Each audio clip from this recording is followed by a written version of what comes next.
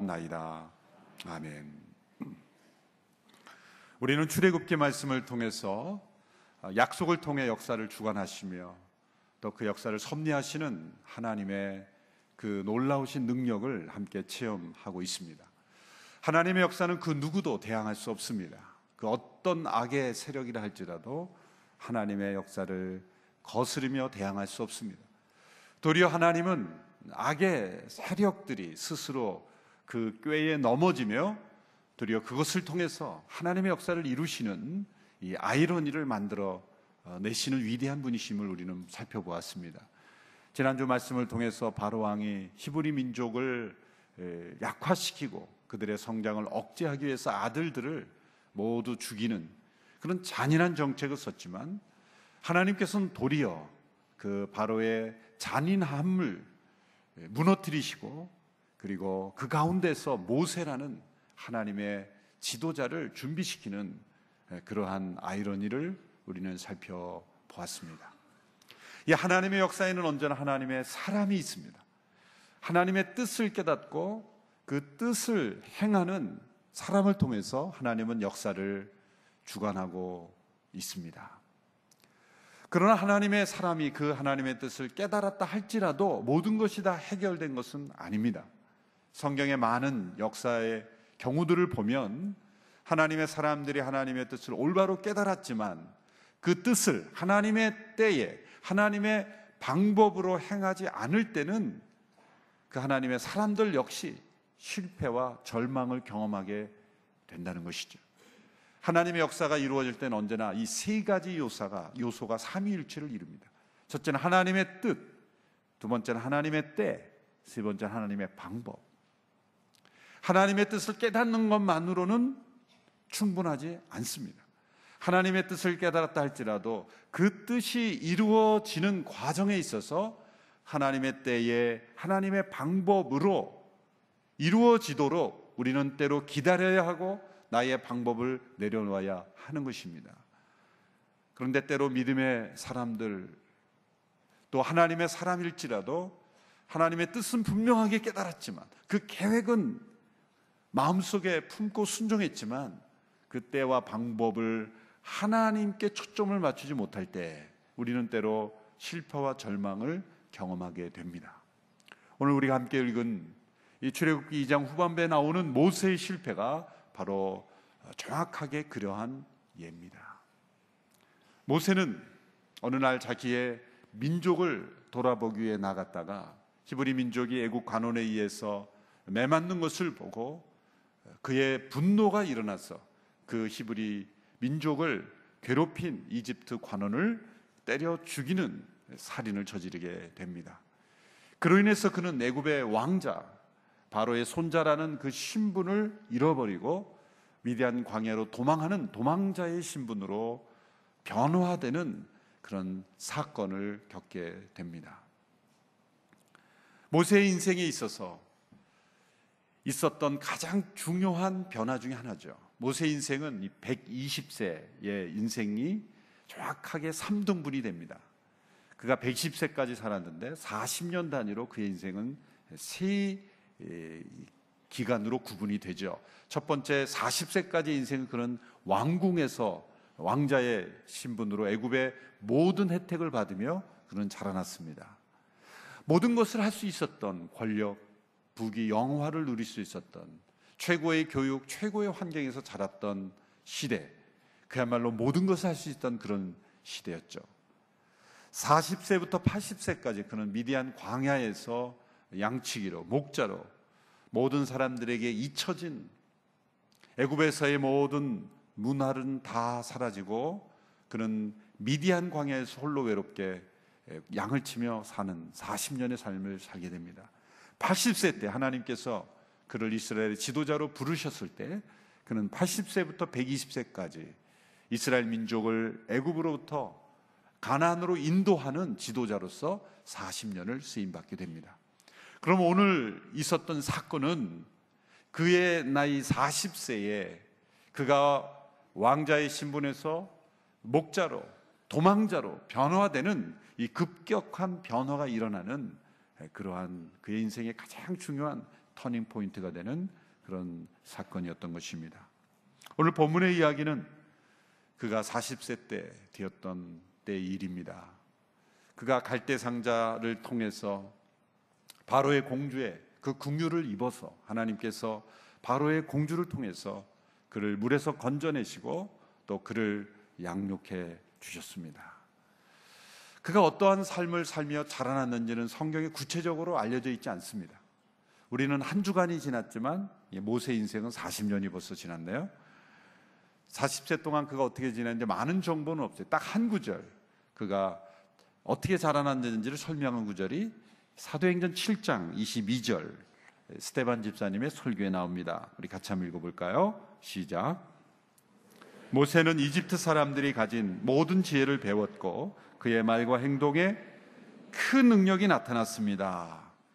이집트 사람들이 가진 모든 지혜를 배웠고 그의 말과 행동에 큰 능력이 나타났다. 성경 외의 다른 역사들을 보면 모세의 나이 30세 때 큰 전쟁을 이기는 그런 군사령관으로서 능력을 발휘해서 이집트 모든 사람들로부터 존경과 칭찬을 받았다라는 그런 성경 역사 외 일반 역사의 기록들도 있습니다. 그는 분명 애굽의 최고의 교육을 받으며 당대 최고의 환경에서 최고의 지도자를 훈련을 받았을 것입니다. 요세푸스라는 그 당시에 그 신약 시대의 역사가 의하면 그 당시에 바로에게는 무남 동료였다는 거예요. 그러니까 모세를 입양한 딸이 유일한 혈육이었다는 거죠. 그러니까 외동딸이었으니 외동딸이 입양한 아들이 바로 바로의 뒤를 이을, 시간만 흐르고 문제만 없다면 바로의 뒤를 이어 이집트의 왕이 될 수 있는, 또 다른 바로가 될 수 있는 기회가 모세 앞에는 열려 있었고, 적어도 40세 이전에 그가 30대까지는 그는 이집트의 유력한 차기 정권으로, 차기 바로로서 사람들에게 인정받았다는 것이 일반 역사가들에게서도 우리가 발견되는 그러한 견해입니다. 그러나 동시에 그의 진짜 신분은 히브리인이었죠. 그는 어려서 어느 순간인지는 모르지만 분명히 그의 어머니, 친어머니 통해서 유모로서 채용되면서 바로의 딸의 월급을 받으며 그 모세를 양육했던 친어머니는 분명히 모세에게 너는 히브리인이고, 그리고 하나님께서 너를 특별한 계획을 통해서 갈대상자를 통해 너를 구원하셨고 너를 향한 특별한 계획이 있다는 것을 그의 친어머니가 분명히 말해 주었을 것입니다. 때로는 그의 사춘기 시절에 모세는 자신의 그 인종적인 정체성, 이 위기를 분명히 겪었을 겁니다. 나는 과연 히브리인인가 아니면 이집트 사람인가? 법적으로는 분명히 이집트 사람이지만 그의 DNA는 히브리인이었습니다. 그에게 그가 누릴 수 있는 모든 세상의 부귀영화를 누리려면 그는 자신이 히브리인이라는 걸 잊어버리면 그만이었습니다. 동족들이 어떻게 살던, 학대를 당하던, 고통을 받던 상관없이 자신의 외형적이고 법적인 그런 위치만을 그는 받아들인다면 그는 아무런 고민이나 갈등 없이 세상 속에서 부귀영화를 누릴 수 있었던 사람이었습니다. 그러나 그의 마음속에 끊임없이 일어나는 그러한 고민, 갈등은 하나님이 일으키시는 것이겠죠. 성령님이 역사하시는 거겠죠. 너는 히브리인이다. 너는 히브리인으로서 할 일이 있다. 하나님께서 너를 이 애굽 왕궁에 두신 것은 너만을 위한 것이 아니다. 너를 통해서 하나님께서 히브리 민족의 새로운 역사, 그리고 히브리 민족을 통해서 이루실 하나님의 역사를 이루기 위해서 너는 이곳에 있는 것이다. 그가 적어도 이 사건 이전에 그는 자신을 향한 하나님의 계획, 자신을 향한 하나님의 소명을 깊이 고민하며 기도했을 것입니다. 성경의 전체 문맥을 통해서 보면 그가 적어도 40세가 되었을 때 그는 자신의 민족적인 정체성에 대한 분명한 인식을 가지고 있었다는 것을 우리는 알 수가 있습니다. 오늘 본문은 그가 40세 때 겪었던 두 개의 부정적 사건과 하나의 긍정적인 사건을 기록하고 있습니다. 두 가지의 부정적인 사건을 통해서 그는 왕자에서 도망자로 변화되고, 한 가지 긍정적인 사건을 통해서 광야에서 결혼하고 정착하게 됩니다. 40세 된 해 어느 날 그는 자기 민족이 이집트 사람에 의해서 학대받으며 중노동하고 있는 현장으로 나갑니다. 그리고 그 장면을 지켜봅니다. 그리고 히브리 사람이 매맞는 것을 보고 그는 흥분해서 때려 그 사람을 죽이는 사고를 저지르게 됩니다. 오늘 보면 11절 12절의 말씀을 우리 같이 함께 읽겠습니다. 시작. 세월이 흘러 모세는 어른이 됐습니다. 어느 날 모세는 자기 민족이 있는 곳에 나갔다가 그들이 중노동하는 것을 지켜보았습니다. 모세는 어떤 이집트 사람이 자기 동족인 히브리 사람을 때리는 것을 보다가 이리저리 살펴 아무도 없는 것을 보고는 그 이집트 사람을 죽여 모래 속에 묻었습니다. 자, 이 사건을 올바르게 이해할 땐 두 가지 중요한 열쇠가 필요합니다. 첫 번째는 모세가 이 시점에서 자신을 이집트의 왕자로서의 정체성을 더 크게 가지고 있었는가, 아니면 히브리 민족으로서의 정체성을 더 크게 가졌는가라는 것이죠. 이집트 관원이 그 히브리 사람을 학대하는 것을 보고 왕자로서, 통치자로서 볼 때 너는 그렇게 하면 안 된다 라는 차원에서 그 이집트 사람을 벌 주려고 하다가 실수로 잘못되게 죽게 한 것인지, 아니면 그 고통받는 히브리 사람의 일원으로서 그 장면을 보고 마치 자기가 고통받는 것처럼 느끼면서 견딜 수 없어서 분노가 일어나서 그 이집트 사람을 죽인 것인지, 그것이 중요한 것이라는 거예요. 만일 그 모세가 이집트 사람을 죽인 것이 이집트의 왕자로서의 어떤 정체성, 그 아이덴티티를 강하게 가지고 있었기 때문에 통치자로서 그 이집트 사람을 죽인 거라시라면 사실 아무 문제가 없습니다. 그 당시에 최고의 권력자 바로의 권력자의 가족으로서 통치자들은 그렇게 원하는 것이 아닌데, 이집트 관원이 잘못 행한 것이라면 이 모세의 행동은 충분히 정당화될 수 있고 합리가 될 수 있고 또 설명될 수 있는, 모세는 도망갈 이유가 없는 것이죠. 그런데 오늘 본문에 보면 이 자기 민족이라는 단어가 반복되고 있죠. 그냥 히브리 민족이라 하지 않고 자기 민족, 자기 동족, 자기 민족을 보러 나갔다, 자기 동족을. 결국 모세가 쓴 글에 이 단어를, 자기 민족이라는 단어가 반복되는 것은 바로 그가 그 이집트 사람을 때려 죽일 때 히브리 민족과 동일시되는, 마치 자기가 맞는 것 같은 그런 상황 속에서 히브리 민족이라는 정체성이 더 컸다는 거예요. 그것이 압도했다는 거예요. 그 순간만큼은 그런 애굽의 왕자라는 것을 다 잊어버리고 그가 마치 히브리 민족으로서만 존재하는 것처럼 행동했다는 거예요. 두 번째는 이 사건을 우리가 올바로 이해하는 데 있어서 필요한 열쇠는 모세가 이 자신의 민족을 돌아봐야 되겠다라는 이 결심을 언제 했느냐, 그 시점이 중요합니다. 모세가 자기 민족이 중노동하고 학대받는 것을 전혀 모르다가 우연히 왕자로서 어디 여행을 하는데 지나다 보니 학대받는 것을 보고 흥분해서 나도 히브리 민족인데 어쩜 이럴 수가 있을까, 그렇게 해서 흥분해서 그런 사고를 저지르게 됐는지, 그러는 것이라는 거예요. 아니면 이미 그가 자기 민족과 자신을 완전히 동일시하고 자기는 자기 민족을 위해서 살겠다라는 결심을 하고 난 뒤에 그 사건이 일어난 것인지, 그 시점이 중요합니다. 왜냐하면 오늘 본문의 내용만을 보면 그가 이집트를 떠나게 된 것은 살인을 행하게 되고 바로를 두려워해서 떠난 것으로 되어 있기 때문입니다.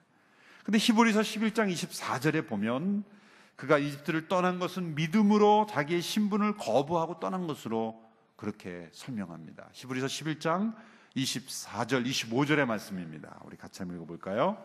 시작. 믿음으로 모세는 다 자란 후에 바로의 딸의 아들이라 불리는 것을 거부했습니다.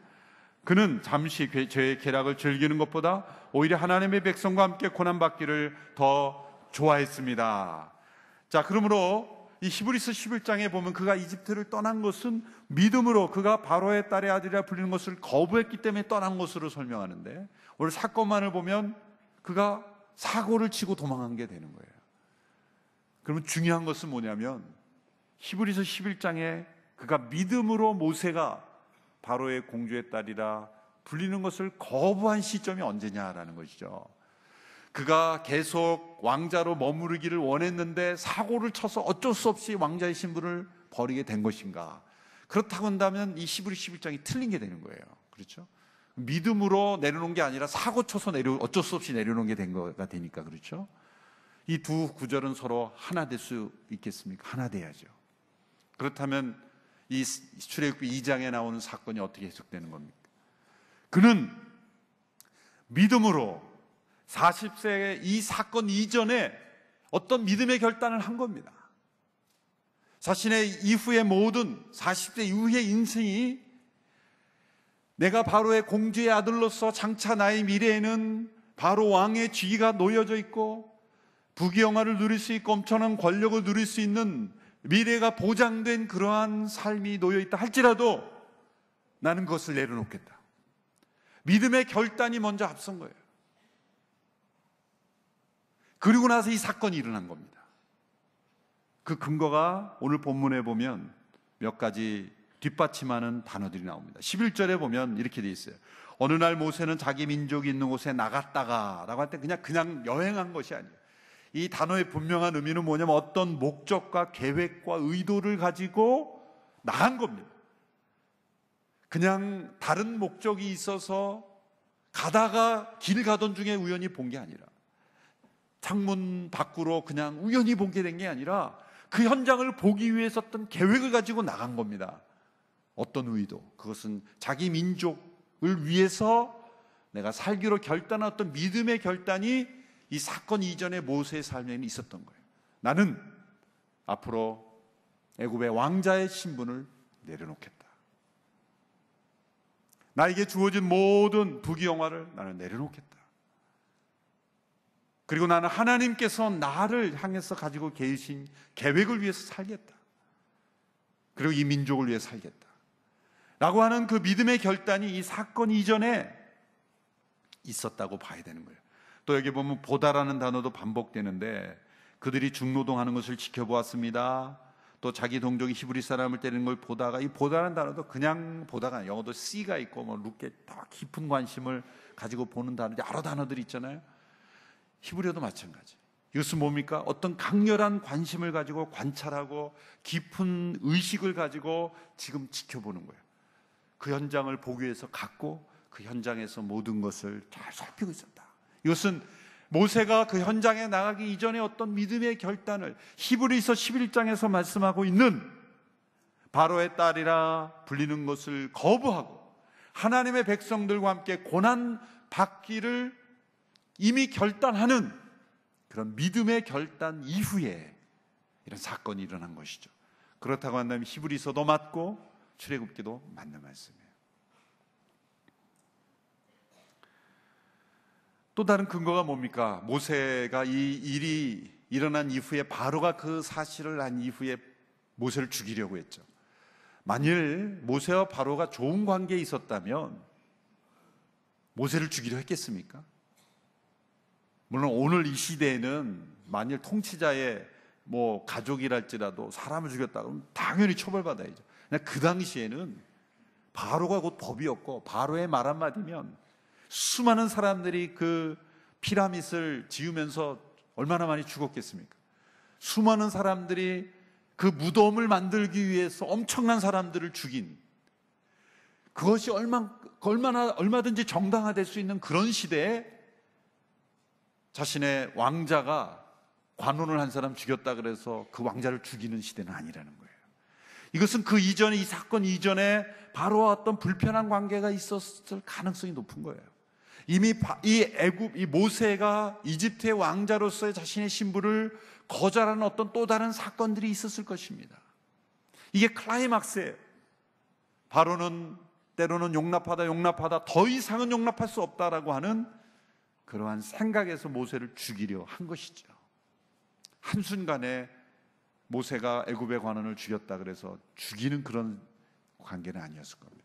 그래도 바로의 딸의 아들인데, 법적으로 자녀인데, 그러면 이것은 모세가 이미 30세에서 40세 사이에 어떤 그 어간의 어느 시점인가 그는 믿음의 결단을 내렸고, 나는 이 왕자의 신분을 내려놓고 이제는 민족을 위해 살겠다.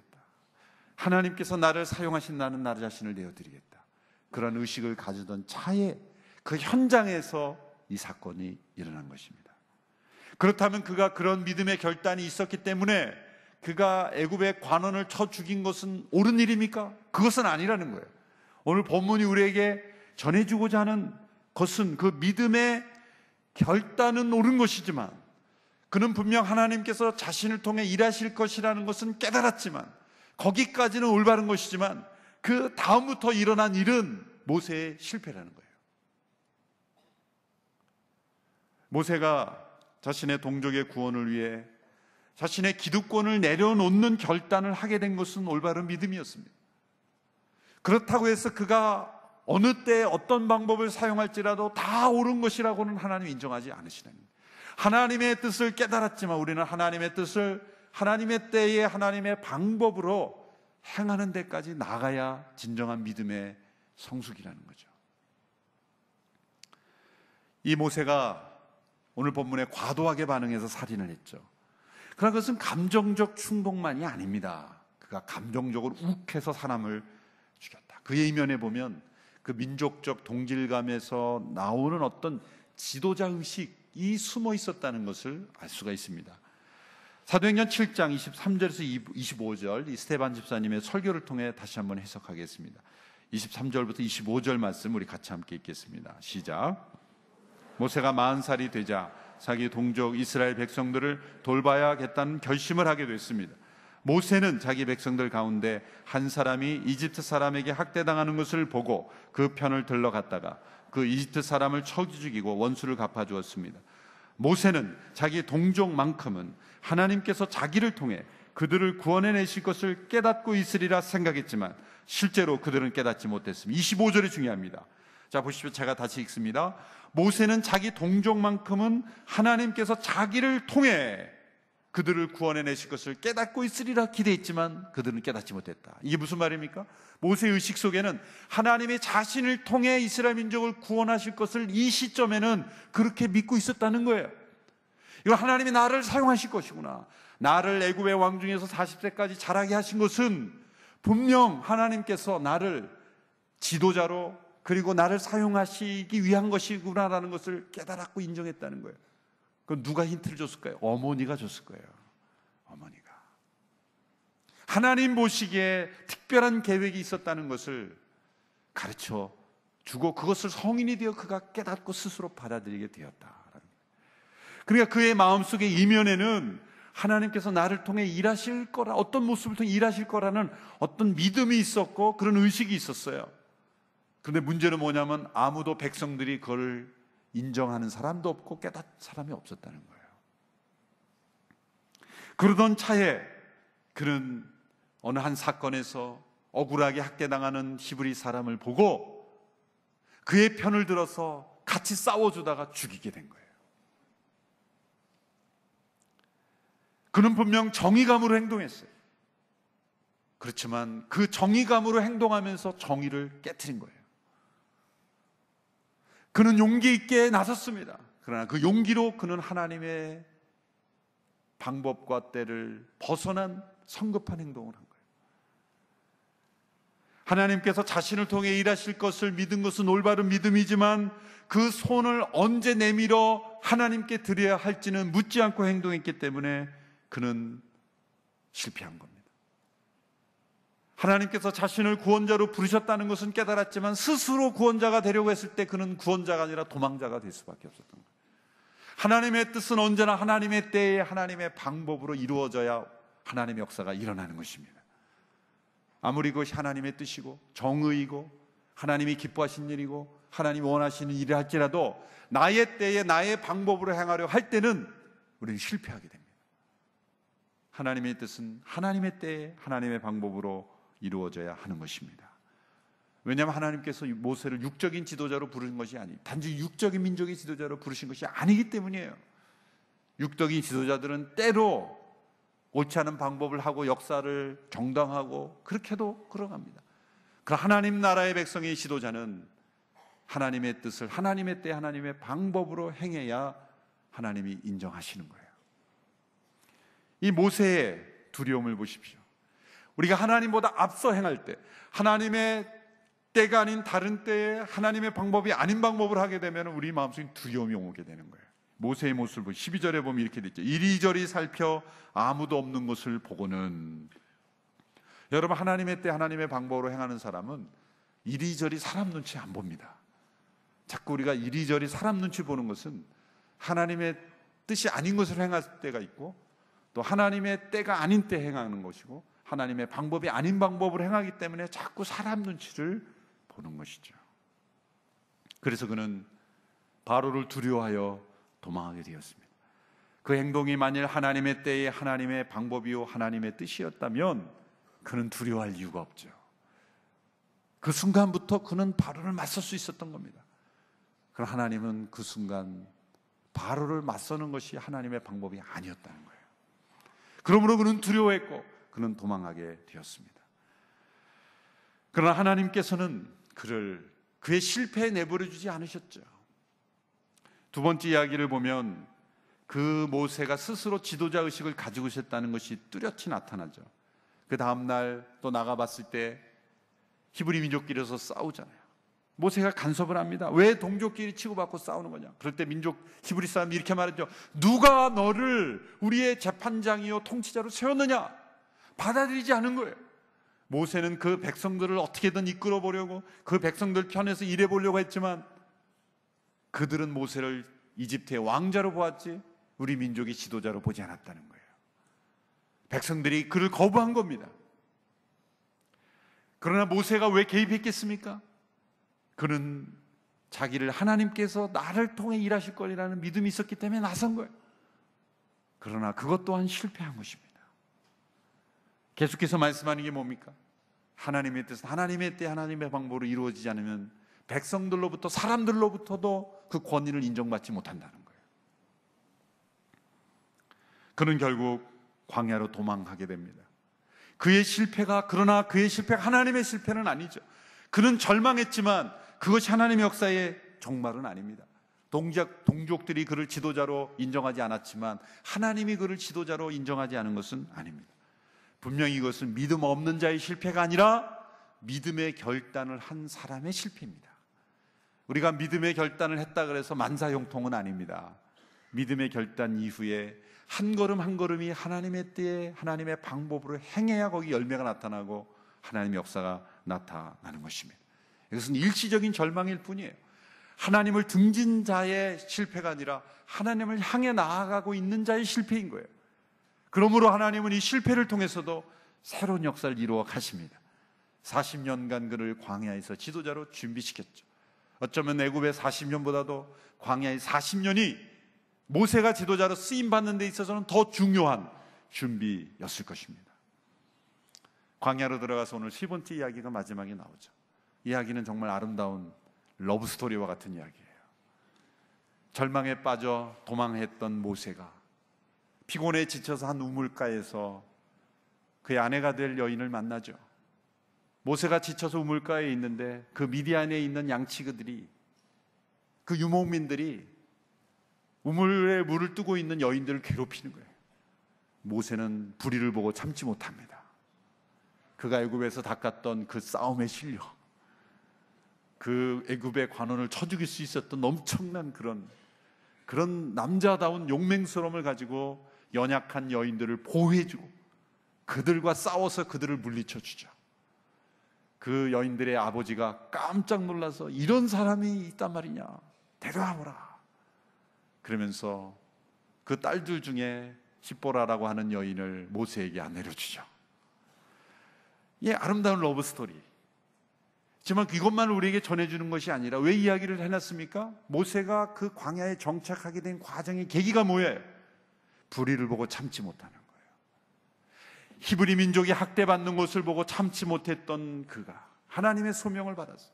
동족끼리 서로 싸우는 것을 보고 참지 못했던 개입했던 그 모세의 부르심은 끝나지 않았다는 거예요. 어디 가든지 그는 불의한 장면을 참지 못합니다. 문제의식이 없는 사람은 문제를 일으킬 가능성이 많은 사람이에요. 우리는 어떤 상황이든지 거룩한 문제의식이 있어야 돼요. 불의를 보고 참지 못해야 됩니다. 그러나 그 불의를 보고 참지 못해서 하나님의 뜻을, 정의를 행하건 공의를 행하건 사랑을 행하건 그 때와 방법도 하나님의 때의 방법에 맞추지 않으면 우리는 정의를 행하면서 정의를 무너뜨릴 수 있는 거예요. 그 모순에 빠지는 거예요. 쓰임받지 못하는 거예요. 우리는 더 기다려야 되는 것입니다. 이 과정을 통해 모세는 다시 시작하게 되는 거예요.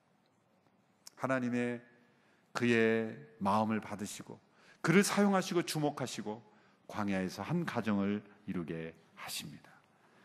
그는 분명 믿음의 결단을 하였습니다. 그러나 믿음의 길을 걷다가 그는 실패했습니다. 믿음의 결단을 했다고 만사형통 되지 않습니다. 하나님의 뜻을 깨달은 것 자체가 우리의 삶을 형통하게 해주지 못합니다. 하나님의 뜻을 깨달았다면 그 때와 방법 또한 하나님의 때를 기다리고 하나님의 방법을 따라야 합니다. 우리도 모세처럼 때로 실패합니다. 절망합니다.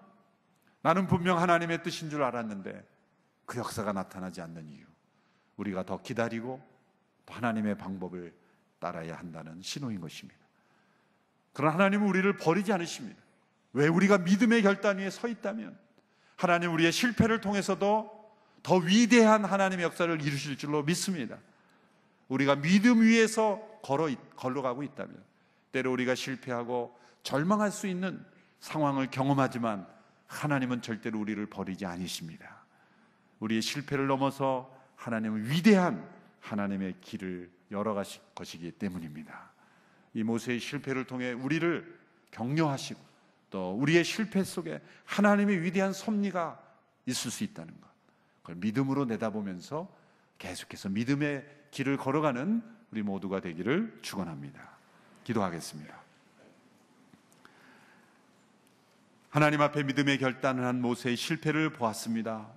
우리도 또한 믿음의 길을 걸어가며 실패하고 절망하고 포기하고 싶은 미디안 광야로 도망할 수밖에 없는 상황 가운데 처할 때도 있습니다. 그러나 우리 연약함을 아시며 모세를 계속해서 준비시키고 그를 연단시키고 그를 사용하셨던 하나님께서 우리의 실패에도 절망에도 불구하고 우리를 사용하실 줄로 믿습니다. 우리의 믿음을 받아주시고 우리의 걸음을 인도하여 주옵소서. 예수님의 이름으로 기도하옵나이다. 아멘.